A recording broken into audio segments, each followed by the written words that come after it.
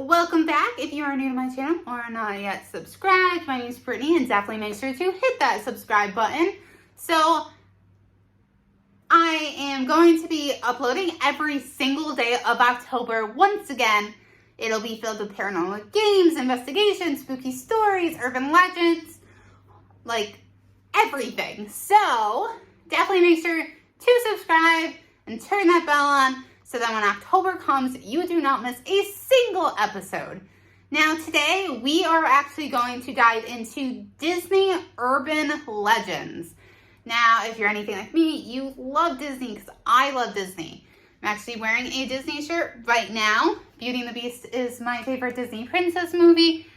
Frozen 2 actually might be pretty tied with that because I found Frozen 2 so relatable. I don't know about you guys, but phenomenal movie. Anyways, I've never actually been to Disney World. Always wanted to go, or Disneyland. I haven't been there either. But, I mean, it's kind of my dream to go to all the Disney parks.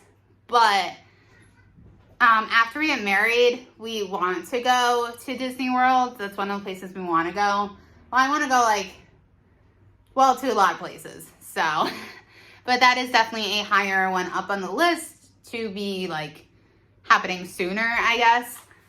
But we are going to be talking about Disney urban legends that are pretty spooky. So sit back, relax, and maybe grab coffee, tea, or whatever you prefer, and let's dive in. So the first one that I have for you is that Walt Disney actually haunts Disneyland, California. Walt Disney opened the original Disneyland in 1955, and he loved the place. He was so proud of his creation. In fact, saying that he loved the place was that didn't even begin to cover it. So he actually spent the majority of his time there until his death in 1966. Walt had an apartment above the fire station on Main Street. And when he was in residence, it was said that he always kept a lamp burning in the window so everyone knew when he was there. When he died, the lamp was actually switched off because, he wasn't there. But crazy enough, it seems that the lamp would actually turn itself back on. So one day, a staff member actually was cleaning the apartment and she heard a voice saying, "I'm still here." That between the lamp is pretty crazy to me. So from that day on, Disney's lamp keeps burning in the window as a mark of respect and acknowledgement for his ghost, which is so incredibly sweet. The next one is that there are real skeletons on the Pirates of the Caribbean ride. So according to this legend, real human skeletons, which I don't even know how they would get that. I don't even know how that's okay. But real human skeletons, sorry, I'm adjusting. Skeletons are used in the Pirates of the Caribbean rides. And that this is actually what Walt Disney ordered, which is kind of disturbing. So this makes this ride even spookier because it's a real human skeleton. We see skulls and stuff a lot, or they're a popular tattoo and really popular. I can't speak. Popular around Halloween time, but that's just we don't see real human skulls often. So this urban legend actually has some truth to it. When the ride first opened in 1967, 1 year after Disney's death, fake skeletons looked very rubbish and, well, they were fake. So in the planning and building stage, Walt Disney wanted real skeletons to be used. So he never got to see the finished project in, person. I'm sure his spirit did. But in person, he never saw it.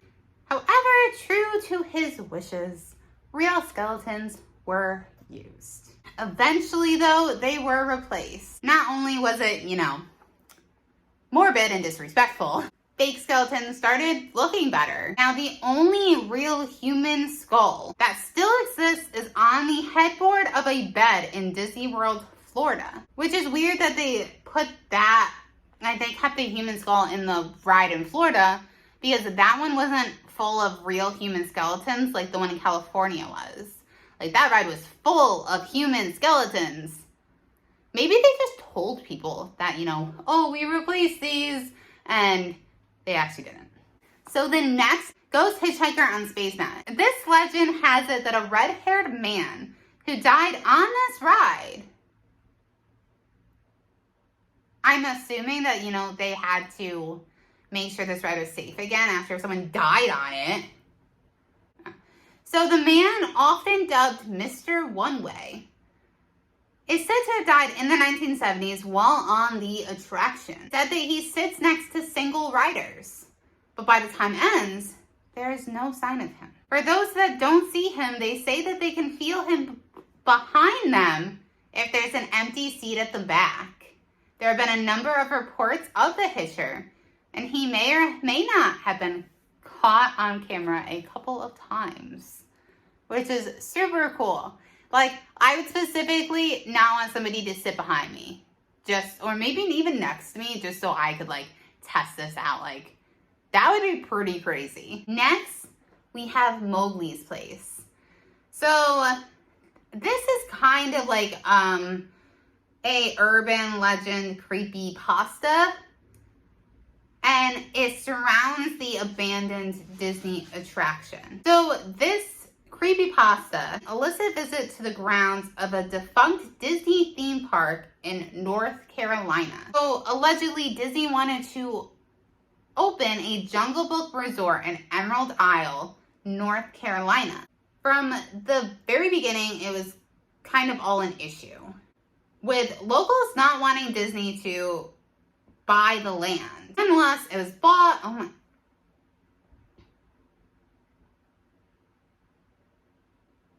I'm sorry, you guys. I keep thinking that I see like a small kid. Anyways, so it was bought and primed, and all of a sudden it just stopped. The park was closed, employees were dismissed, and the whole place was shut down and hushed up. Down and hushed up.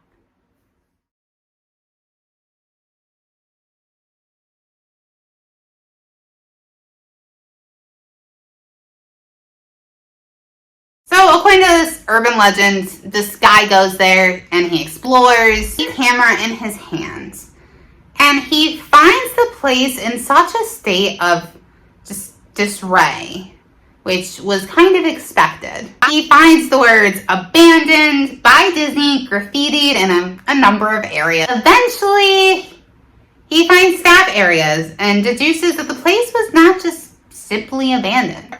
It is then that he finds mascot costumes, and it said that these costumes were actually alive, or where it seemed that the costumes had skeletons inside of them. It said that as he was trying to escape, the Mickey Mouse actually chased him.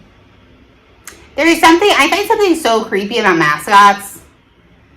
Like the big like costumes and stuff. I think I do a little bit better with like Disney, but especially because like with Sebastian and stuff. But like Jeff and I went to in the New York State Museum. You can go up to like this one floor, and like it has like a really good view and stuff. And we were in an elevator with a mascot, and I was so creeped out. I think it's just the not knowing who's behind the mask. So next we have the Sacrifice Snow White. Now this story was on Reddit a few years ago, and this person shared their experience working in the Magic Kingdom. He was working construction on the park for a while, mainly working on the Seven Dwarfs Mine Train ride, which was set to open up. The guy said that a lot of the crew were sketchy about being alone in various places. They had to take their lunch breaks at 3 a.m. Or one day he forgot to bring his lunch, with him, so he headed back to get it. But he stumbled across what he can only describe as a sacrificial cult scene. Imagine just, stumbling upon that. He saw robed figures that were crowded around a Snow White character who was bound, gagged, and crying. The guy said a half moon was carved into her forehead and she was cut by the figures. The guy said he turned and ran, which, I probably would too. The next day, he told his foreman what he had seen. Now, this man had worked at the park for like 4 decades. And the foreman told him that he had seen a lot in his time at Disney and that the land was bought from a lot of groups who required special payment in the form of blood sacrifice. He urged the construction worker to never discuss what he had seen, and that mentioning that the executives at Club 33 were more powerful than he could ever imagine. And the guy said he quit, which at that point, I would probably quit too. Like, that is some really dark stuff that I'm really hoping is not true. The next one we have is Platform D Bellhop on the Tower of Terror, which that was a great movie. I loved that movie growing up. So in 2017, Walt Disney's Hollywood Studios Tower of Terror took its final plunge. But it said that there was a ghost of a bellhop that would haunt it. Now, legend has it that one of the Disney cast members who operated the ride as a bellhop just dropped dead one day on their shift. Now, the Tower of Terror has 4 elevators: Alpha, Bravo, Charlie, and Delta. The bellhop died on platform Delta as he loaded guests into the attraction. Like, you would be permanently scarred if that happened, I feel like. So it seems that the man may have never, just clocked out of his shift. Like, he was still there.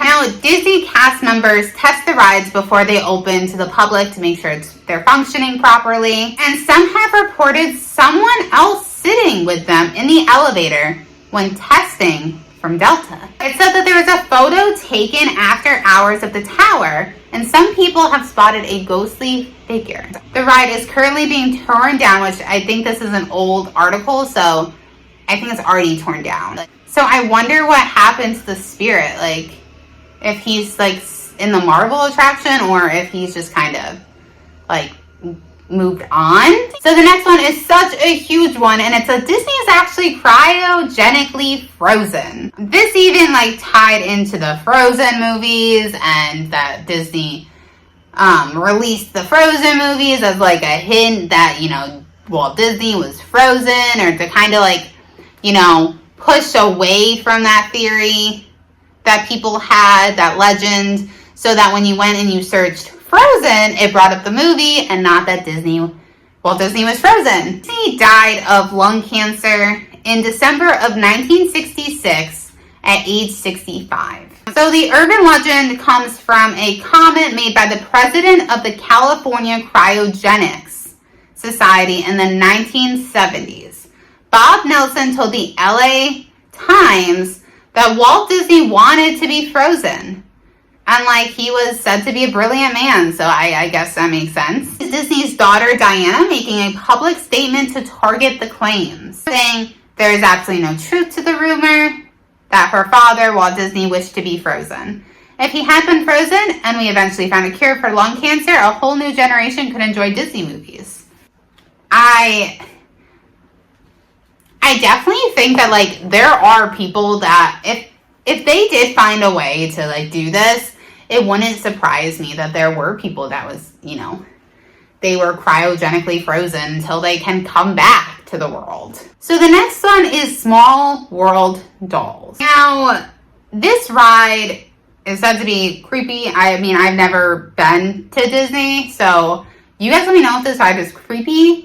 Legend has it that the dolls actually come alive when no one is looking, and oh my goodness, dolls coming alive is so creepy. They seem to have been found switching positions, and employees of Disney have mentioned it on several occasions. But too many actually too freaked out to go near the ride, which if I saw that, I probably would be too.